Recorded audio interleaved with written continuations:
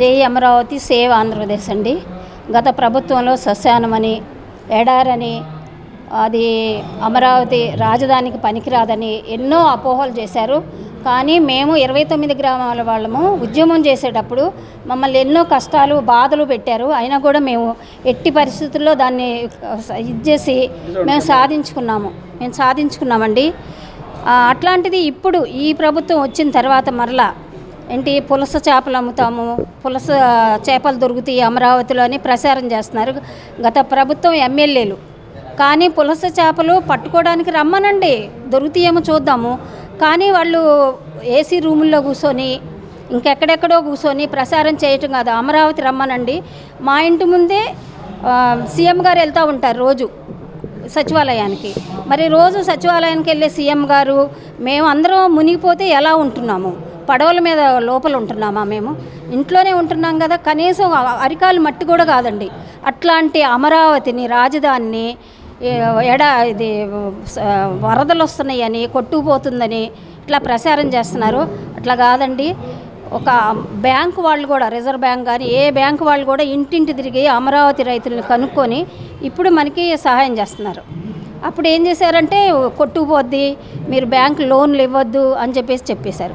ప్రతి ఎన్ఆర్ఐ కూడా, ప్రతి వ్యాపారవేత్త కూడా వచ్చి ప్రజలను కనుక్కొని అమరావతి అంతా తిరిగి చూసి మనకు పెట్టుబడులు పెడుతున్నారండి. ఇప్పుడు ప్రతి ఒక్కళ్ళు అట్లాంటి అమరావతిని మునిగిపోతుందని, ఎడారని పడవల మీద వెళ్తున్నారా మీరు అని చెప్పి వచ్చేవాళ్ళు ఎవరో పడవల మీద వచ్చి చూసి వెళ్తున్నారేమో తెలియట్లేదు మాకైతే. మేము బయటే ఉంటాము కానీ మాకు తెలియట్లేదు ఎప్పుడు వచ్చి వెళ్తున్నారో ఎప్పుడు కదా. కనీసం ఒక చెరువు లాంటి నీళ్ళు కూడా లేవండి అక్కడ. కాకపోతే వర్క్ చేస్తున్నారు. 14,000 మంది కార్మికులు పనిచేస్తున్నారండి అక్కడ. 14,000 మంది పైనే ఉంటారు కానీ తక్కువ అయితే ఉండరండి. అలాంటి పని చేసే అమరావతిని మునిగిపోయింది, కొట్టుకుపోయింది. అదే బొంబాయిని ఏం చేస్తున్నారు? ఢిల్లీ వస్తుంది, బొంబాయి వచ్చింది, మద్రాసు వచ్చింది, బెంగళూరు వచ్చింది, ఇప్పుడు హైదరాబాద్ వస్తుంది. ఇవన్నీ కొట్టుకుపోతున్నాయి కానీ అమరావతి కొట్టుకుపోలేదండి. అలాంటి నీళ్ళు ఎక్కడ కనపడవు అమరావతిలో. ఒక్కసారి వచ్చి ఆ ఎమ్మెల్యేలు కానీ గత ప్రభుత్వం వాళ్ళని కానీ వచ్చి చూడమని చెప్పండి. అది చెప్పదలుచుకున్నామండి. ఏమీ రావండి అస్సలు. ఒక్క గంట కూడా ఉండవండి నీళ్ళు మా ఇంటి ముందు కానీ ఎక్కడైనా. ఒక్కసారి వచ్చి వాళ్ళందరినీ చూడమని చెప్పండి. వర్షం బాగా పడ్డప్పుడు నిన్న 24 గంటల వర్షం పడిందండి. అటు ఖమ్మం కానీ హైదరాబాద్ కానీ అన్నీ కొట్టుకుపోయినాయి. కానీ అమరావతిలో వచ్చి చూడమనండి నీళ్ళు ఉన్నాయేమో. ఎక్కడ ఇప్పుడు మేము అమరావతి నుంచి వస్తాం కదా, ఎక్కడ 5 నిమిషాలు కూడా మా ట్రాఫిక్ ఎక్కడ ఆగదు. అలాంటి వచ్చి చూడాలి కదండి వాళ్ళు. ఐకానిక్ టవరు జయదీపంగా లైట్లు వెలుగుతున్నాయి ఇప్పుడు బ్రహ్మాండంగా. ఇప్పుడు కూడా పగలు కూడా వెలుగుతూనే ఉంటాయి, చూస్తూనే ఉంటారు.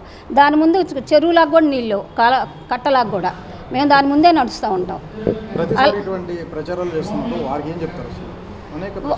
వారికి అదేనండి, బుద్ధి రావాలి. బుద్ధి లేదు, వాళ్ళు బుద్ధి ఉంటే జ్ఞానం ఉంటే అనరు.